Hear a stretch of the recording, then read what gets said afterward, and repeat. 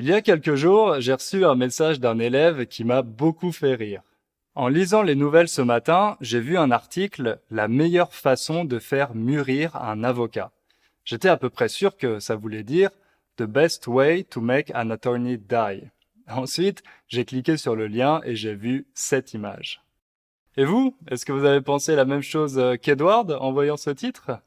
Vous voyez que son français est excellent, mais le problème ici, c'est qu'il a confondu deux verbes qui se ressemblent beaucoup, mourir et mûrir.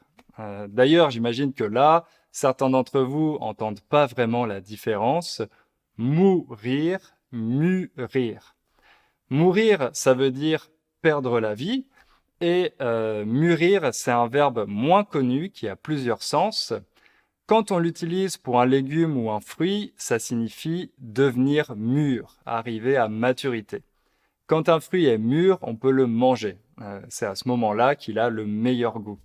On peut aussi utiliser le verbe mûrir pour une personne et ça veut dire que cette personne se développe avec l'expérience, qu'elle devient plus sage, plus réfléchie.